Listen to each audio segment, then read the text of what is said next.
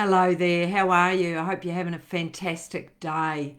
Look, do you struggle with anxiety? Do you struggle with fear?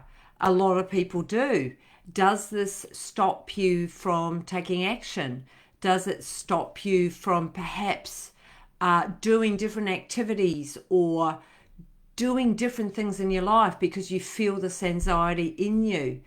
Look, I can assure you, you are not alone. A lot of people suffer with anxiety. A lot of people suffer with this almost sick feeling in their gut and this sort of racing in the body and this overthinking in the head. And it's worrying and just feeling really, we'll call it anxious, but there's so many different moving parts to this. And I can relate to this hugely. I've suffered with anxiety for many decades. So this is something I know very well, but also the individuals and the couples that I work with. I hear about how anxiety can really begin to take over. When I was raising my sons, I've got 3 adult sons, and I was known as the holiday wrecker because anxiety, it was pretty low key a fair bit of the time, as long as I felt like I was in control. But when we went on holiday, the anxiety generally a couple of weeks out would start sort of brewing. Now, for those of you who are listening to this, well, what's anxiety, Helen? I don't really know what you're talking about. Then this video isn't for you. But for those of you who do know what it feels like to have anxiety, you will relate. And it's actually a feeling of feeling out of control and your body's talking to you. It's like your nervous system. Well, it is. Your nervous system has been activated. And how does it feel?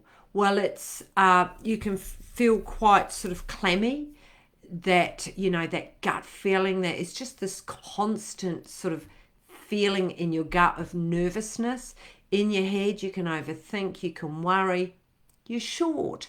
You find it difficult to sort of drop into the body and really trust yourself. So today, I'm going to be talking about the 3 gems because they are gems that if you are suffering with the anguish of fear and anxiety, this video is going to help you enormously. And it's being able to really understand where anxiety has come from. I would encourage you, if you've somehow landed on this page and you've found me, to just have some curiosity to see what comes up for you.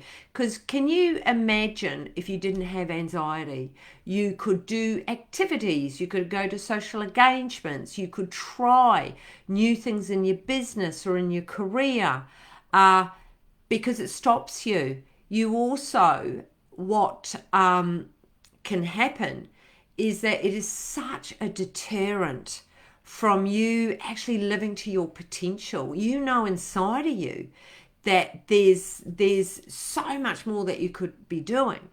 But when you're in anxiety, you feel quite unsafe, and you're in the survival part, and it's just you won't do anything, and you feel overwhelmed.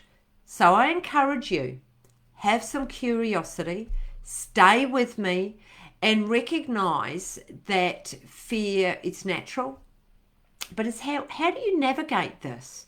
How can you get to a place where your anxiety is so much less and your fear response? So today's 3 essential gems to living and thriving free from anxiety, and it is possible, I can assure you. So I'm going to be talking to you today about how to permanently stop the people pleaser behavior. That'll be my number 1. My number 2, it's about challenging negative thought patterns so that you can actually kick some goals. And my number 3 is identifying when you're feeling anxiety, being able to feel it in the body and the fear, and what do you do about it. Because if you are serious, you've landed on this video, you're listening to me for a reason. You've landed on this video because you're sick to death of this anxiety ruling your life, and really sort of downplaying you. You know that you're not living to your potential and you want to achieve some new goals. You want to kick some goals. So this video is for you. If you want to be able to rise above your fear. So let's go back a step. Anxiety and fear. Where does this come from? So anxiety and fear. I want you to take your mind back to perhaps you've had little children, or you have little children, or you know of little children. Right. Little children are brilliant at expressing themselves. Have you ever been in the supermarket? It might have been your child or somebody else's child, but you've been in the supermarket and you watch this little kid have this little tantrum down there on the ground in the supermarket. They're yelling, they're crying, they're screaming, they're expressing themselves. Fabulous, I say. Because what it is that little person has got some anger and annoyance and frustration. And so this little person on the supermarket floor is processing in such an elegant, brilliant way.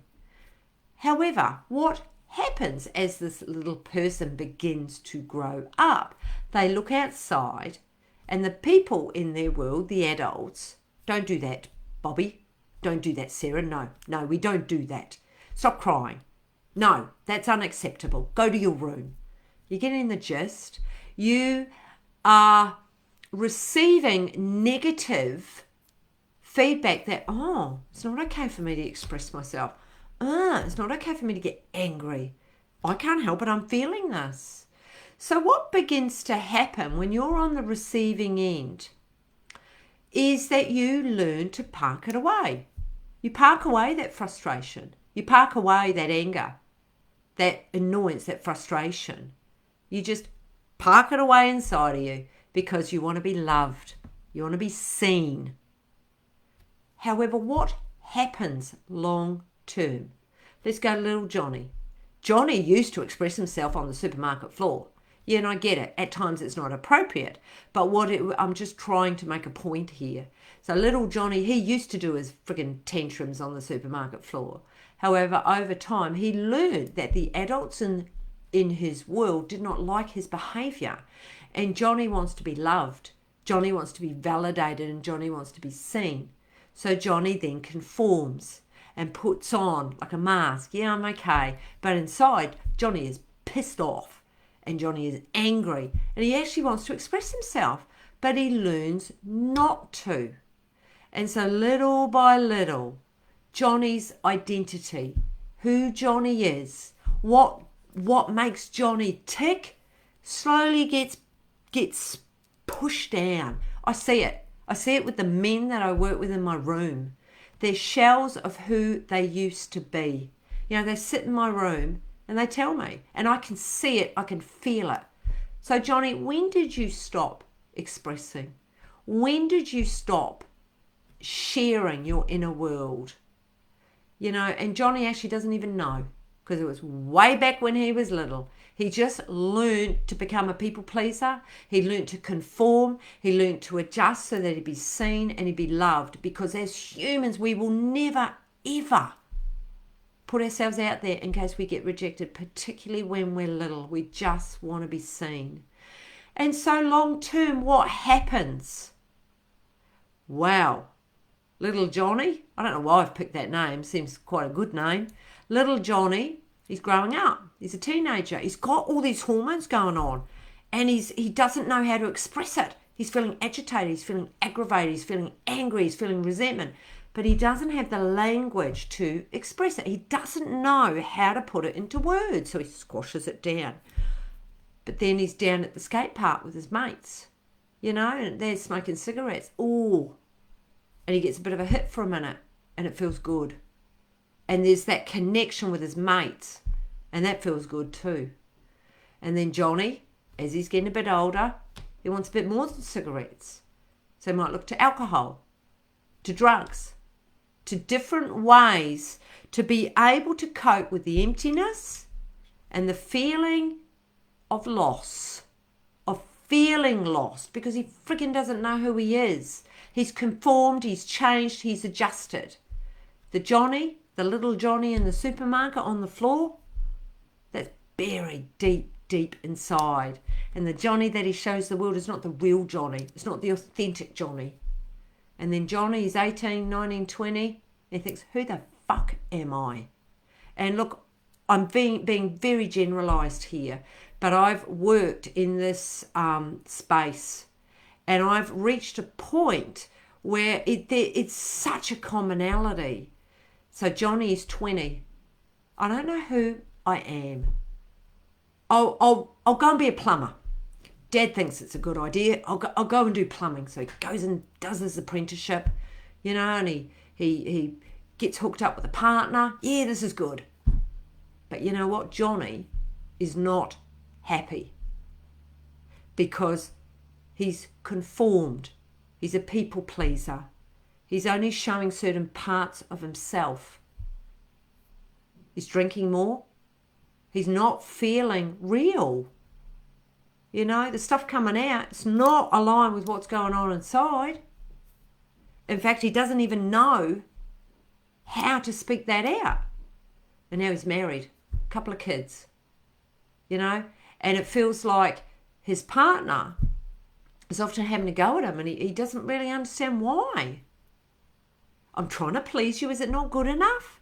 I'm out, I'm earning money, and I'm doing things around the house. Why isn't it enough? Again, I'm being very generalised here, but this is what I see. And so by the time couples come and see me, we've got Johnny, adult Johnny, couple of kids. He is feeling more shut down than he's ever felt in his life. More disconnected, trying to be the pleaser, but it's not friggin' working. And then over here, we'll call her Sally. She's feeling lonely. She's feeling disconnected. She can't talk to Johnny. Any type of emotion that Sally has, Johnny just disappears. And this is where couples get to. So how do you stop the people pleaser behaviour? Well, the first place is to actually recognise when you're doing it. I see ourselves as onions. So imagine an onion. We have to peel the layers back to get to the authentic self. And to begin to stop the people pleaser is to begin noticing when you're putting somebody else before yourself, when you're saying yes, but inside it's a no. And so how do you do that? Well, you have to start having a very intimate relationship with yourself so you can understand what you're doing. It's a pattern of a lifetime. And we only often begin doing that when we are so uncomfortable. And the second gem, challenging negative thought patterns to kick some goals, it's actually slowing down long enough to actually notice your thinking, notice your thought patterns. Let's go back to Johnny.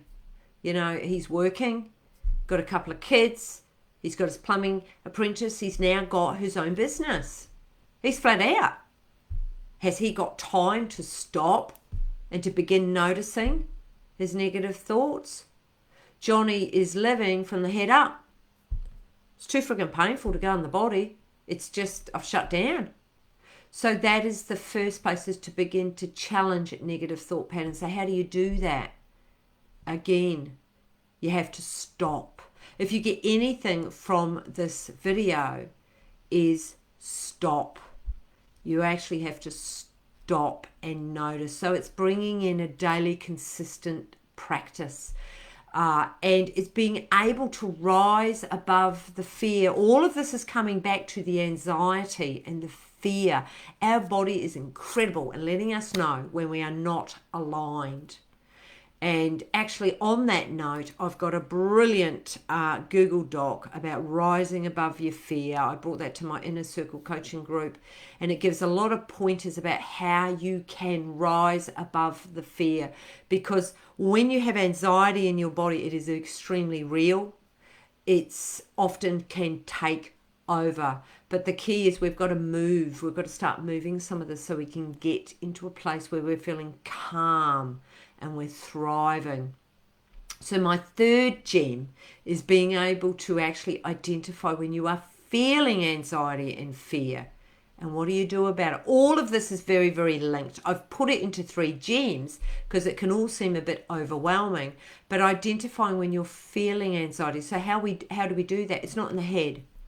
Something that is hugely helpful, and this has helped me. Like I say, I have had anxiety for 4.5 decades. I'll be totally honest. I was born anxious, being adopted, looking out, and these parents, oh, you're not mine.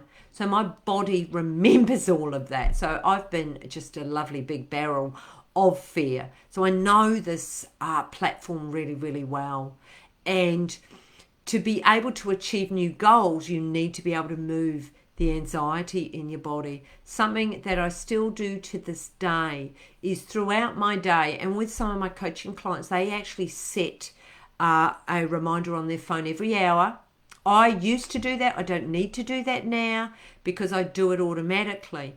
But it's about putting your feet flat on the ground and just breathing in the nose, following out of the mouth, and feeling it in the gut. I was so disassociated from my body that I never actually could land in my body. That was such a foreign concept. And what I started to recognize, as I've been working with clients for 15 years, I can do it for my clients. I can drop in my body and be there for you. Sooner as I'm out of my sessions, I couldn't do it for me. And so that has been an interesting process I call it coming home, homecoming. I have been psychologically homeless for a very large part of my life, and always a people pleaser, and oh my God, will you reject me? And I can almost say it comically now, because that is how I live my life, and that is how a lot of people live their life. Do you live your life that way? Because if you are a people pleaser, that is how you live your life, is looking outside of yourself and trying to impress, trying to seek approval. Oh my God, I'll never do conflict because you might reject me. However, there's no mistake you've landed on this video. There's obviously a stirring inside of you, and it's meeting yourself where you're at right now, today. Where it is perfect.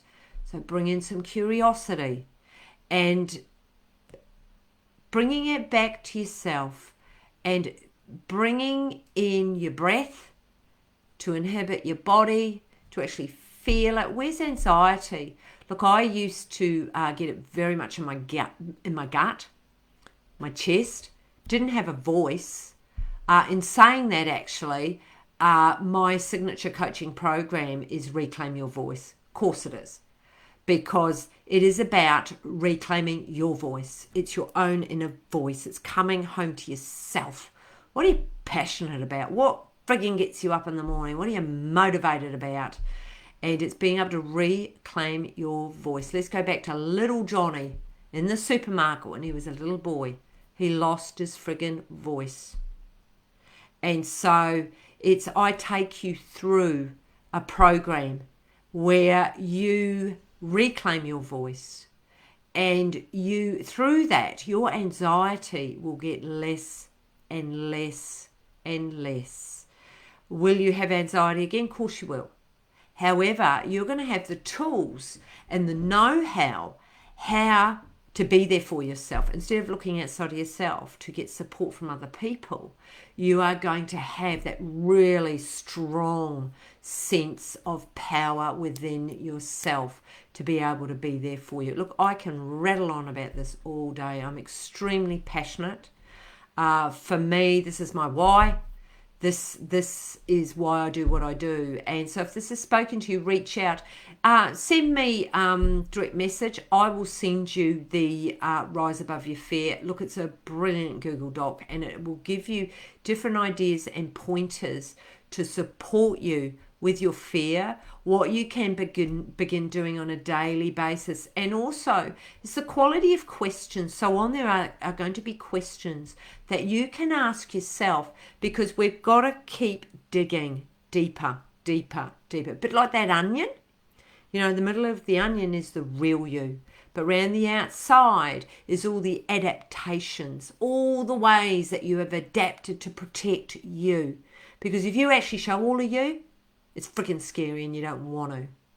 However, if you want to kick goals and you want to reach your potential, you've got to peel all those layers back and just be.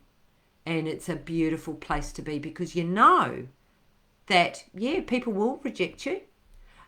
It's just a part of life. However, you will never reject you. You will always be there for you. So a big component is your self-care and having a really personalized, consistent, disciplined daily practice to constantly land in and be there for you, to be able to hold you, to be able to nurture you. You know, one of the hardest things as humans is to have compassion. And I know for myself, that is something that I have had to really work on and bring in softness, because I lived very much in my masculine energy, because it was a protection mechanism. You're not going to get close to me. Whereas when we can reclaim and go inside, anyway, I could go on. Reach out, direct message me. I'll send you that Google Doc. Anyway, I will see you next time on the next video, and you have a fabulous afternoon. See ya.